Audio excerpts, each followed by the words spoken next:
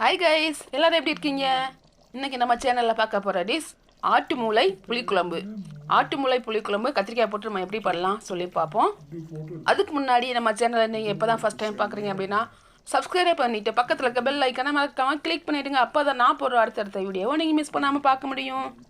இப்போ நம்ம ஆட்டு மூளை குழம்பு பண்ணுறதுக்கு மூளை நல்லா க்ளீன் பண்ணி எடுத்து வச்சுக்கலாம். இப்போ ஸ்டவ் ஆன் பண்ணிவிட்டு கடாய் வச்சுக்குவோம். புளிக்குழம்புக்கு மேக்ஸிமம் நல்லெண்ணெய் ஊற்றுறது நல்லது. நான் ரீஃபைண்ட் ஆயிலும் நல்லெண்ணெய் மிக்ஸ் பண்ணி ஒரு 6-7 ஸ்பூன் ஊற்றிக்கிறேன். எண்ணெய் காய்ச்சதுக்கப்புறமா ஒரு ஸ்பூன் வெந்தயம் போட்டு வெந்தயம் நல்லா பொரியட்டும்.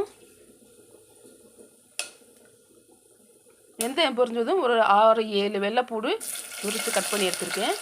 சின்ன வெங்காயம் கொஞ்சம் கட் பண்ணி அது கூட நம்ம சேர்த்து நல்லா வதக்கி எடுத்துக்கலாம்.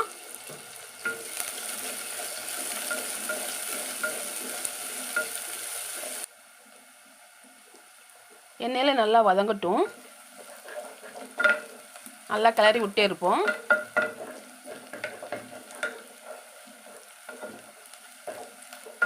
ஸ்டவ்வை ஃபுல்லாகவே வச்சுக்கோங்க. பேன் நல்லா கொஞ்சம் திக்காக இருக்க மாதிரி எடுத்துக்கோங்க.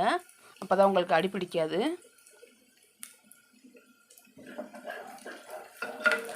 வெங்காயம் பாருங்கள் நல்லா வதங்கிட்டு இருக்குது.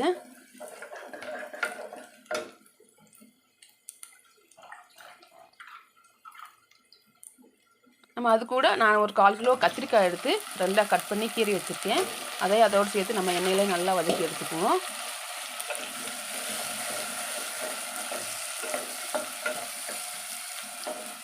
கத்திரிக்காய் இன்னும் குட்டியாக இருந்துச்சுன்னா நீங்கள் முழுசாகவே அப்படியே 4ஆக கீறி அப்படியே போட்டுடலாம். நான் கொஞ்சம் பெருசாக அதனால 2ஆக கட் பண்ணி இருக்கேன்.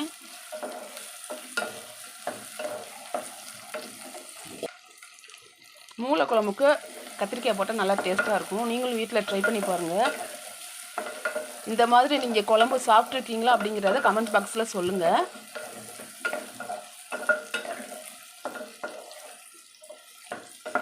நல்லா எண்ணெயிலே கத்திரிக்காய் வதங்கட்டும்.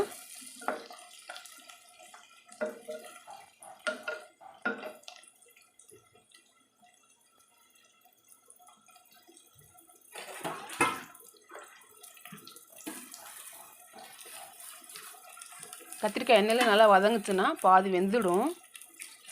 அப்புறமா நம்ம மசாலாலாம் சேர்த்துக்கலாம்.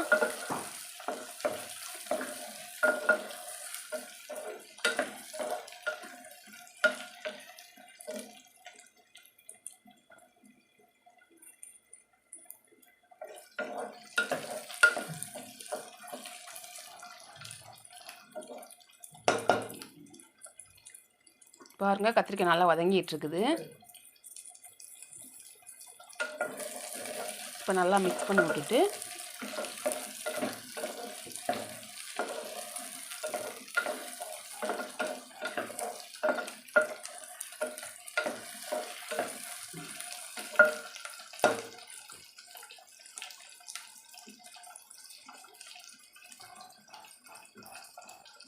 ஒரு 4 தக்காளி எடுத்து சின்ன சின்னதாக கட் பண்ணி கத்திரிக்காய் நல்லா வதங்கினதும் அது கூட நம்ம சேர்த்துக்க போகிறோம்.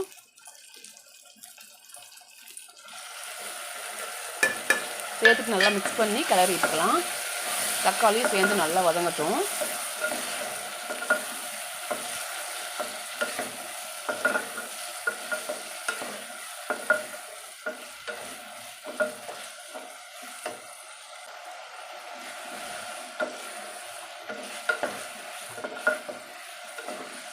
நம்ம காய் எல்லாத்தையும் நான் எண்ணெயில் வதக்கிட்டோம்னா குழம்பு ஒரு 10 நிமிஷம் ரெடி ஆகிடும்.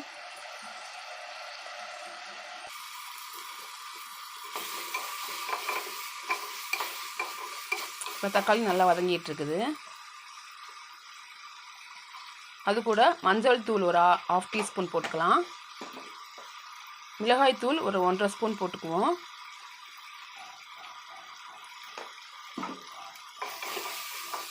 எல்லாத்தையும் நல்லா மிக்ஸ் பண்ணி விட்டுக்குவோம்.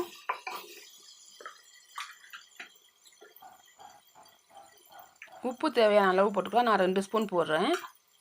உப்பு கம்மியாகவே போட்டுக்குங்க. பத்தலைன்னா லாஸ்ட்டாக கூட கொஞ்சம் சேர்த்துக்கலாம். இப்போ ஒரு லெமன் சைஸ் புளி எடுத்து ஊற வச்சு கரைச்சி வச்சுருக்கேன். அதையும் நம்ம அது கூட சேர்த்துக்குவோம்.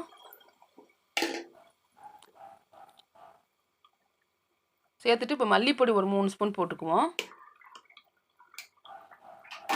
1 ஸ்பூன் புளிக்குழம்பு பொடி சேர்த்துக்கலாம்.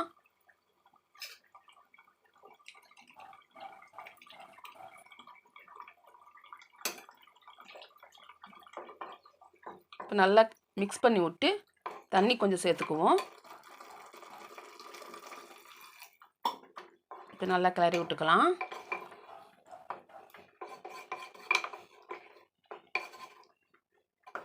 கிளறி விட்டு நல்லா மூடி வச்சுடுவோம். நல்லா கொதி வரட்டும் குழம்பு.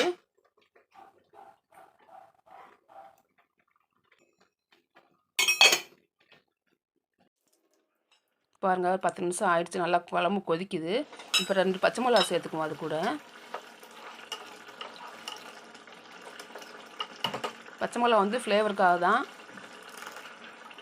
தேங்காய் ஒரு 3 சில்லு அரைச்சி அதையும் அது கூட சேர்த்துக்குவோம். கொஞ்சம் தண்ணி ஆட் பண்ணிக்கலாம். ஆட் பண்ணி நல்லா வந்து மிக்ஸ் பண்ணி விட்டு இப்போ அகைன் வந்து நம்ம மறுபடி மூடி வச்சுருவோம். நல்லா குழம்பு கொதிக்கட்டும்.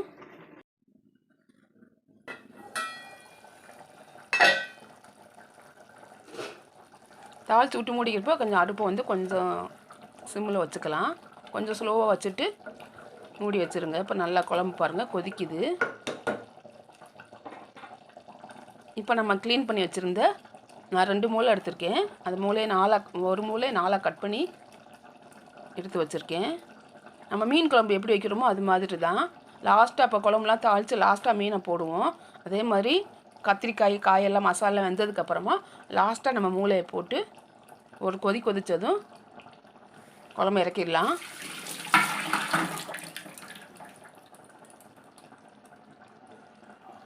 மூளை போட்டதுக்கப்புறம் ரொம்ப வந்து குழம்பு வந்து கிண்ட வேணாம்.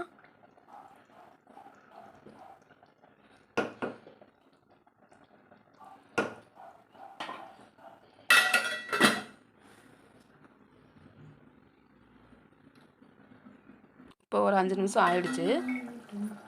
பாருங்கள் குழம்பு நல்லா மூளையும் வெந்துடுச்சு. நல்லா உங்களுக்கு குழம்பு கொதி வந்துடுச்சு. லாஸ்ட்டாக மல்லித்தலையை தூவிட்டு ஸ்டவ்வை வந்து ஆஃப் பண்ணிடலாம்.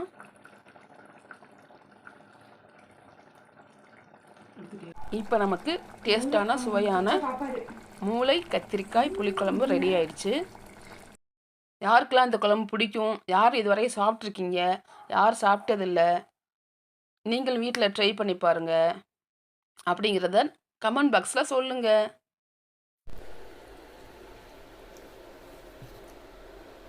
அதுக்கு முன்னாடி உங்களுக்கு இந்த வீடியோ பிடிச்சிருந்துச்சுன்னா லைக் பண்ணுங்கள், கமெண்ட் பண்ணுங்கள், உங்கள் ஃபேமிலி அண்ட் ஃப்ரெண்ட்ஸுக்கு ஷேர் பண்ணுங்கள். மறக்காமல் சப்ஸ்கிரைப் பண்ணிவிடுங்க. நெக்ஸ்ட் வீடியோவில் பார்க்கலாம். தேங்க்யூ ஃபார் வாட்சிங்.